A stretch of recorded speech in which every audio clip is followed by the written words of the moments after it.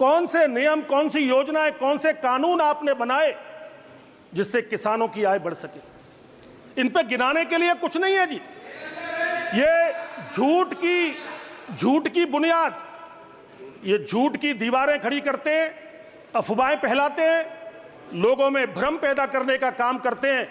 और मैं माननीय अध्यक्ष जी, मैं आपके माध्यम से मैं कहना चाहता हूं कि कांग्रेस पार्टी अगर माफी भी लगातार किसानों से मांगेगी तो देश की जनता, देश के किसान कांग्रेस पार्टी को कभी माफ नहीं करेंगे, कभी माफ नहीं करेंगे आपको। अरे आप छोड़िए, आपके नेता को तो ये नहीं पता होगा जौ की बाल कैसी होती है और गेहूं की बाल कैसी होती है। क्या बात कर रहे हो आप? आपके नेता को नहीं पता होगा हरी मिर्च कैसी होती, कहां लगती है और लाल मिर्च कहां लगती है। आप किसानियत की बात करने की बात कर रहे हैं। माननीय अध्यक्ष जी प्लीज, अभी मैं कांग्रेस के साथियों को सुन रहा था, 2013-14 से पहले कुल 23,000 करोड़ का बजट कृषि का हुआ करता था। माननीय अध्यक्ष जी, आज 1.52 लाख करोड़ का बजट है, 1.52 लाख करोड़ का बजट, और कहां 23,000 करोड़ का बजट। और पिछला बजट जब आया था तो उस बजट में इस बार 25,000 करोड़ का बजट कृषि के लिए दिया गया है। इनको खेती, किसानी और खेत से वास्ता नहीं है कांग्रेस पार्टी के लोगों को।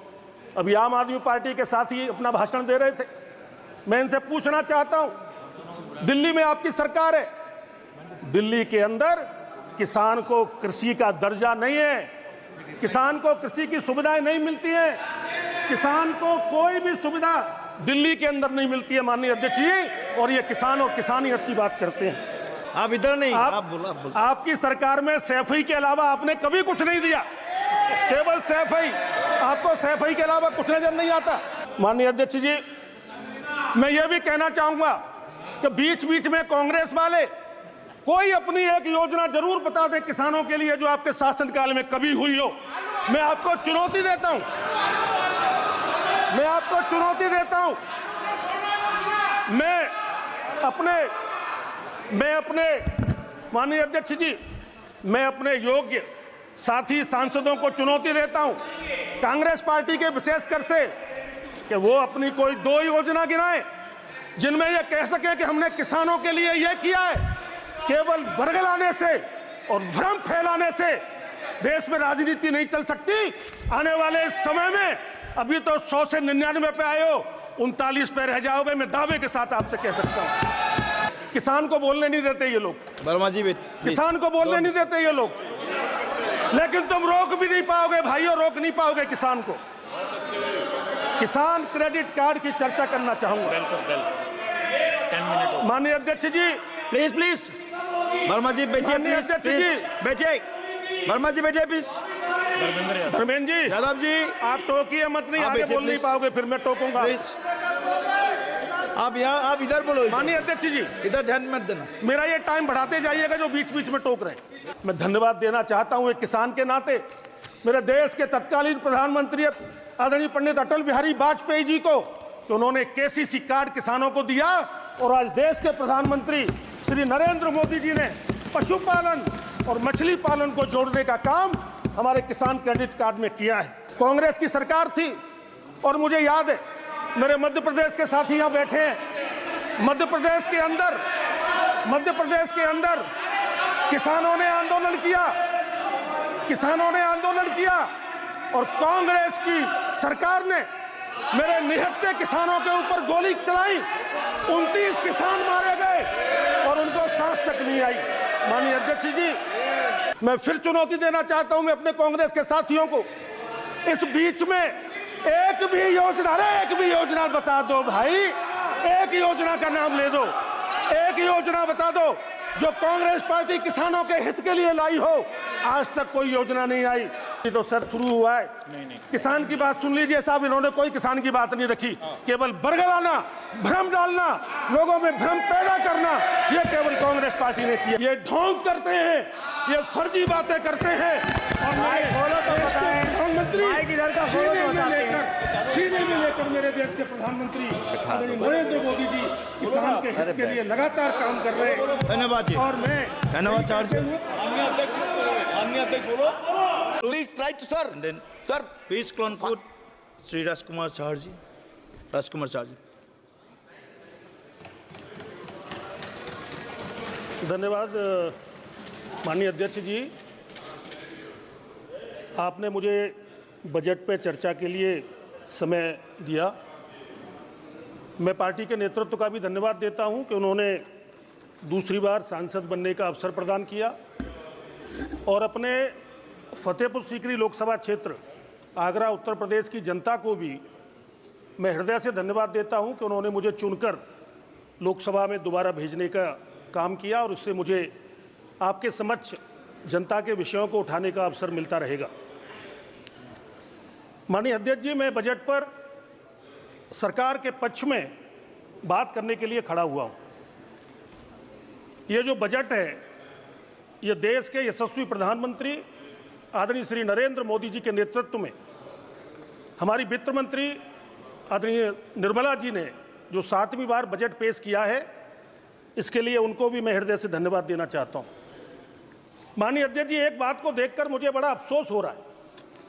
ये कांग्रेस पार्टी के लोग और उनके साथ आम आदमी पार्टी के जो साथी बैठे हैं, मैं इनसे पूछना चाहता हूं कि आपके शासनकाल में जब जब आपने शासन किया, किसानों के लिए, किसानियत के लिए, खेत के लिए, गांव के लिए कौन से नियम, कौन सी योजनाएं, कौन से कानून आपने बनाए जिससे किसानों की आय बढ़ सके? इन पे गिनाने के लिए कुछ नहीं है जी।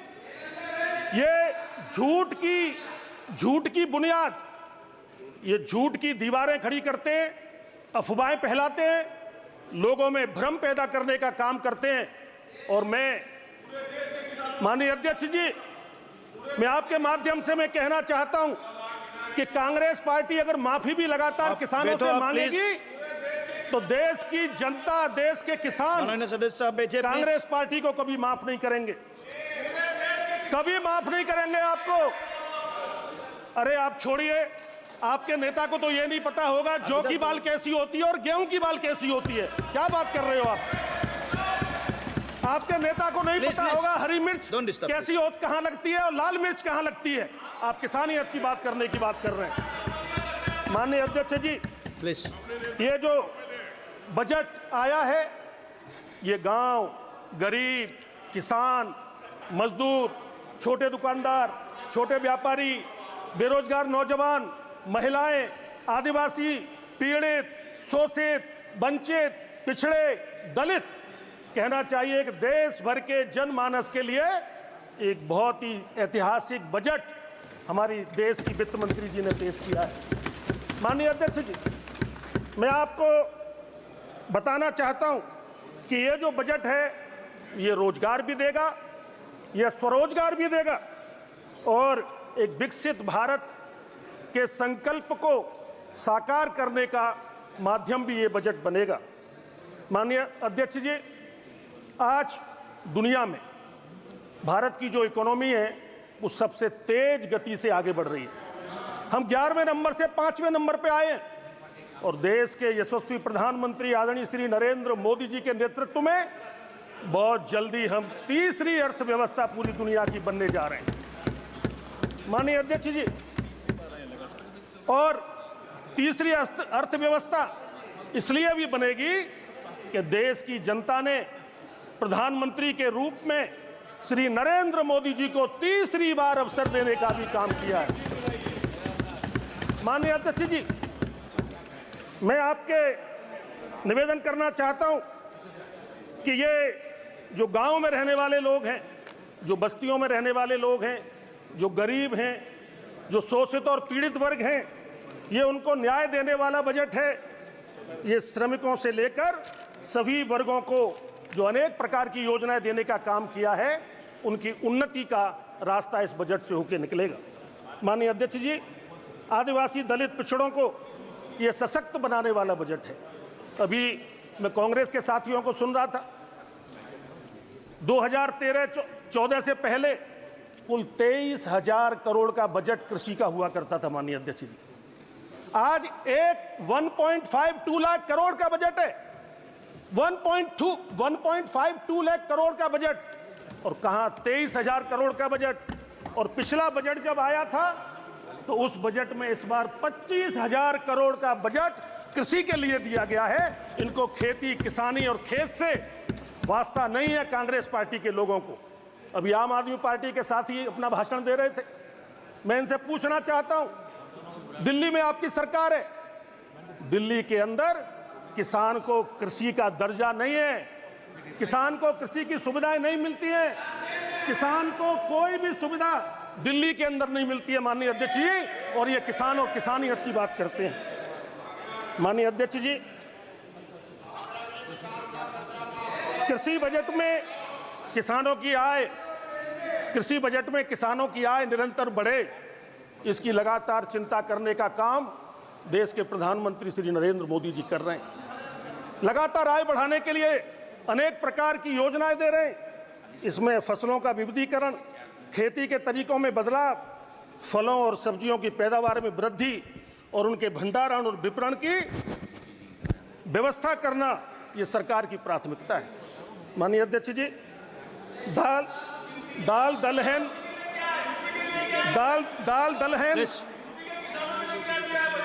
देखिए, आप इधर नहीं, आप बोलो। आपकी सरकार में सैफई के अलावा आपने कभी कुछ नहीं दिया, केवल सैफई, आपको सैफई के अलावा कुछ नजर नहीं आता। दाल दलहन तिलहन में आत्मनिर्भरता, उनके उत्पादन, भंडारण, विपणन पर पूरा फोकस रखा गया है। खाद्य तेलों के लिए फसलों में सरसों, मूंगफली, सूरजमुखी, सोयाबीन के उत्पादन को बढ़ावा और सब्जियों के उत्पादन और आपूर्ति के लिए क्लस्टर बनाने, वो भंडारण और विपणन के ढांचे का विकास, इसकी व्यवस्था बजट में की गई है। माननीय अध्यक्ष जी, कोरोना के काल में भी सारे सेक्टर बंद हो गए थे, लेकिन एग्रीकल्चर का सेक्टर खुला रहा। मेरे देश के किसानों ने मेहनत की, श्रम किया, पसीना बहाया, और देश के प्रधानमंत्री जी ने उनके लिए, किसान के लिए किसान रेल चलाने का भी काम किया। और आज मुझे प्रसन्नता के साथ ये कहना है कि किसान अपनी उपज को देश भर में आज मंडियों में भेज रहा है, जहां उसको ज़्यादा दाम मिल रहे हैं। और इसके लिए 167 मार्गों पर, 167 रूट्स पर आज किसान रेल चलाई जा रही है। ये किसानों की आय के बढ़ाने का एक बड़ा माध्यम है। माननीय अध्यक्ष जी, ये एमएसपी की बात करते हैं बार बार। 50 साल तक इन्होंने शासन किया, कभी एमएसपी की याद नहीं आई। देश के प्रधानमंत्री नरेंद्र मोदी जी ने एमएसपी को लागत से 1.5 गुना देने का काम किया है, और आज देश के किसान उन्नति के रास्ते की ओर आगे जा रहे हैं। माननीय अध्यक्ष जी, रबी की फसल हो चाहे खरीफ की फसल हो, रिकॉर्ड उत्पादन करने का काम हमारे देश के किसानों ने किया है। माननीय अध्यक्ष जी, मैं ये भी कहना चाहूंगा कि बीच बीच में कांग्रेस वाले कोई अपनी एक योजना जरूर बता दें किसानों के लिए जो आपके शासनकाल में कभी हुई हो। मैं आपको चुनौती देता हूं, मैं आपको चुनौती देता हूं। मैं अपने माननीय अध्यक्ष जी, मैं अपने योग्य साथी सांसदों को चुनौती देता हूं, कांग्रेस पार्टी के विशेषकर से, कि वो अपनी कोई 2 योजना गिनाएं जिनमें ये कह सके कि हमने किसानों के लिए ये किया है। केवल बरगलाने से और भ्रम फैलाने से देश में राजनीति नहीं चल सकती। आने वाले समय में, अभी तो 100 से 99 पे आए हो, 39 पे रह जाओगे, मैं दावे के साथ आपसे कह सकता हूं। माननीय अध्यक्ष जी, पुराने समय में जब साहूकारों का समय हुआ करता था, किसान को बोलने नहीं देते ये लोग, वर्मा जी, किसान को बोलने नहीं देते ये लोग, लेकिन तुम रोक भी नहीं पाओगे भाइयों, रोक नहीं पाओगे किसान को। किसान क्रेडिट कार्ड की चर्चा करना चाहूंगा। माननीय अध्यक्ष जी, प्लीज वर्मा जी बैठिए, माननीय अध्यक्ष जी, बैठिए, वर्मा जी बैठिए प्लीज। धर्मेंद्र जी, यादव जी, आप टोकिए मत, नहीं आप आगे बैठिए, बोल नहीं प्लीज। पाओगे, फिर मैं टोकूंगा। प्लीज आप यहाँ, आप इधर बोलो, माननीय अध्यक्ष जी, इधर ध्यान मत देना, मेरा ये टाइम बढ़ाते जाइएगा जो बीच बीच में टोक रहे हैं। कुछ भी बोलने दो, माननीय अध्यक्ष जी, ये रिकॉर्ड में नहीं जाएगा। साहूकारों के चंगल में किसान हुआ करता था। जब कांग्रेस पार्टी की सरकार थी, जब कांग्रेस पार्टी की सरकार होती थी, साहूकार के चंगुल में किसान होता था। किसान आप बार बार, यादव जी, बड़ी बार-बार मोटी ऐसा मत ब्याज करो। पे साहूकारों से लोन लेना पड़ता था, खेत तक गिरवी रख जाते थे। किसान अपनी बच्चियों की शादी करने के लिए, अपने बच्चों की पढ़ाई लिखाई के लिए कर्ज लेता था। मैं धन्यवाद देना चाहता हूं एक किसान के नाते मेरे देश के तत्कालीन प्रधानमंत्री आदरणीय पंडित अटल बिहारी वाजपेयी जी को, कि उन्होंने केसीसी कार्ड किसानों को दिया, और आज देश के प्रधानमंत्री श्री नरेंद्र मोदी जी ने पशुपालन और मछली पालन को जोड़ने का काम हमारे किसान क्रेडिट कार्ड में किया है। आज जिस प्रकार से पशुपालन और मछली पालन को जोड़ा है, मेरा किसान आगे बढ़ता जा रहा है। माननीय अध्यक्ष जी, डीएपी और यूरिया, मुझे याद है हम लोग भी जाया करते थे, साइकिल पर ले जाते थे कि भाई जाके बोरी लाद के ले आए। किसानों पर लाठीचार्ज होता था कांग्रेस के समय पे, कांग्रेस की सरकार थी। और मुझे याद है, मेरे मध्य प्रदेश के साथी यहाँ बैठे हैं, मध्य प्रदेश के अंदर किसानों ने आंदोलन किया, किसानों ने आंदोलन किया, और कांग्रेस की सरकार ने मेरे निहत्थे किसानों के ऊपर गोली चलाई। 29 किसान मारे गए और उनको सांस तक नहीं आई। माननीय अध्यक्ष जी, मैं आज समय बदल गया है। आज तो यूरिया नीम कोटेड भी हो गया, आज तो यूरिया नैनो भी हो गया। आज तो हमें बोरी पीठ पे लादने की जरूरत नहीं है, आज तो हम नैनो यूरिया लेके घर आते हैं। माननीय अध्यक्ष जी, मैं देश के प्रधानमंत्री आदरणीय श्री नरेंद्र मोदी जी को धन्यवाद देना चाहता हूं कि कोऑपरेटिव का सेक्टर खोला गया। देश के गृह मंत्री, प्रथम सहकारिता मंत्री, और मैं तो कहूंगा इस देश के लौह पुरुष जैसे श्री अमित शाह जी आज कोऑपरेटिव को, सहकारिता को गांव के क्षेत्र में आगे ले जाने का काम करने का काम कर रहे हैं।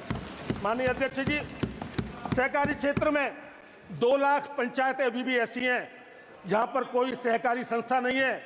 हमारी सरकार ने, माननीय मोदी जी की सरकार ने ये व्यवस्था की है कि आने वाले 2 वर्ष में 2 लाख हमारी ग्राम पंचायतों को सहकारी संस्थाओं से जोड़ने का काम किया जाएगा, जिससे किसान की उन्नति का रास्ता आगे होगा। आप समाप्त कीजिए प्लीज। माननीय अध्यक्ष जी, अभी तो शुरू भी नहीं किया सर, 2 मिनट 5 मिनट तो नहीं, माननीय अध्यक्ष जी, 1 मिनट में समाप्त कीजिए।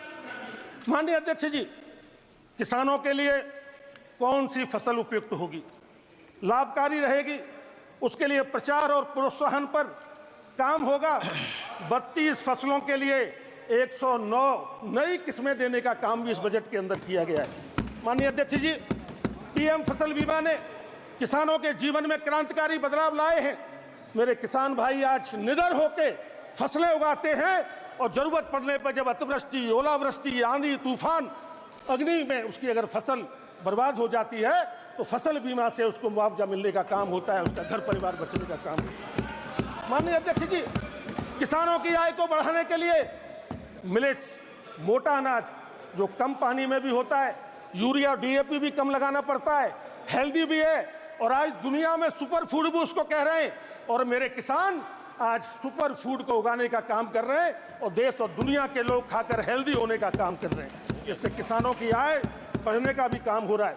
माननीय अध्यक्ष जी, मैं फिर चुनौती देना चाहता हूं मैं अपने कांग्रेस के साथियों को, इस बीच में एक भी योजना बता दो भाई, एक योजना का नाम ले दो, एक योजना बता दो जो कांग्रेस पार्टी किसानों के हित के लिए लाई हो।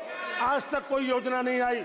माननीय अध्यक्ष जी, मैं आपसे निवेदन करना चाहता हूं कि आज खाद्यान्न के क्षेत्र में 246.42 मिलियन टन ये कांग्रेस के शासनकाल में होता था।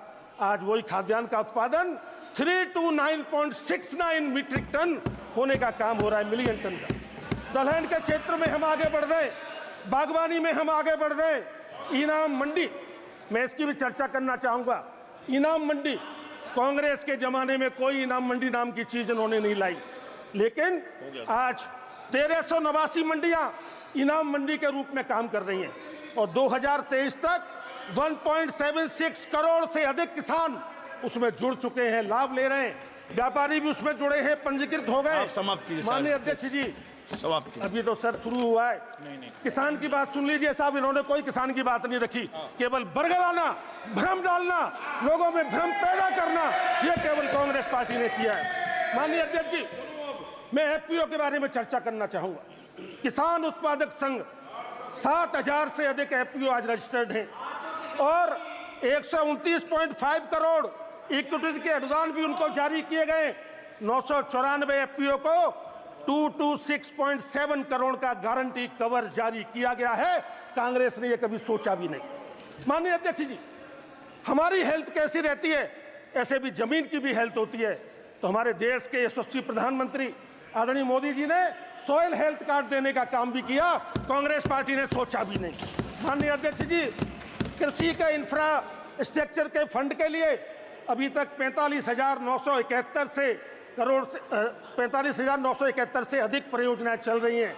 माननीय अध्यक्ष जी, मधुमक्खी पालन हो, कृषि सिंचाई हो, पर ड्रॉप हो, एग्री स्टार्टअप हो, कृषि का ऋण का प्रभाव हो। माननीय अध्यक्ष जी, मैं 2 मिनट करूंगा। माननीय अध्यक्ष जी, आज किसान की आय बढ़े, इसके लिए लगातार मेरे प्रधानमंत्री जी, देश के प्रधानमंत्री जी काम कर रहे हैं। एक महत्वपूर्ण मुद्दा भी लिया है इस बजट में। 1 करोड़ किसान आने वाले समय में प्राकृतिक खेती से जुड़ें, प्राचीन खेती से जुड़ें, जीरो बजट खेती से जुड़ें, उसमें किसान की आय बढ़े। मैं अपने कांग्रेस के साथियों से भी पूछना चाहता हूं, अरे भाइयों, आज यूरिया, डीएपी, कीटनाशक दवाएं, रासायनिक खादों के कारण से कैंसर जैसी गंभीर बीमारियां हो रही हैं। आज आवश्यकता है, मैं देश के किसानों से भी आह्वान करना चाहता हूं आदरणीय प्रधानमंत्री मोदी जी की ओर से कि सभी किसान प्राकृतिक खेती को अपनाएं, यूरिया डीएपी को दूर रखें। उसके लिए सरकार इनिशिएटिव देने का काम कर रही है। 1 करोड़ किसान हमारे जुड़ने जा रहे हैं प्राकृतिक खेती से। माननीय अध्यक्ष जी, हमारे 6 करोड़ किसानों के जमीन के ब्यौरे और किसान की जमीन की रजिस्ट्री में दर्ज किया जाएगा, ये बजट के अंदर किया गया है। पीएम आवास, शौचालय, उज्ज्वला, ये सारी योजनाएं चल रही हैं। 25 करोड़ गरीबों को गरीबी रेखा से नीचे जो थे उनको ऊपर किया गया है। कांग्रेस नारे लगाते रही, लेकिन आज तक किसी गरीब का भला नहीं कर पाई। माननीय अध्यक्ष जी, 80 करोड़ लोगों को राशन देने का काम हो रहा है। 5 करोड़ जनजातीय लोगों के लिए उन्नत ग्राम अभियान, 63,000 गांव इसमें शामिल किए गए। अध्यक्ष जी, नौजवानों को रोजगार देना, कंपनियों में रोजगार देना, गांव का नौजवान आगे बढ़े। मैं बस 1 मिनट में अपनी कंप्लीट करूं। गांव का नौजवान आगे बढ़े, ग्रामीण अर्थव्यवस्था आगे बढ़े, गांव गरीब किसान की उन्नति हो, ये मेरे देश के प्रधानमंत्री जी की सबसे बड़ी वरीयता है। ये ढोंग करते हैं, ये फर्जी बातें करते हैं और प्रधानमंत्री सीने में लेकर मेरे देश के प्रधानमंत्री नरेंद्र मोदी जी किसान के हित के लिए लगातार काम कर रहे हैं। धन्यवाद जी। और मैं धन्यवाद चार जी। माननीय अध्यक्ष बोलो। अरे बिठाइए सर, व्यवस्था बनाइए प्लीज। अच्छा, आप उनका आनंद भदौरिया जी चालू करो। धन्यवाद आदरणीय अध्यक्ष जी। वित्तीय वर्ष 2000 आप शुरू करो।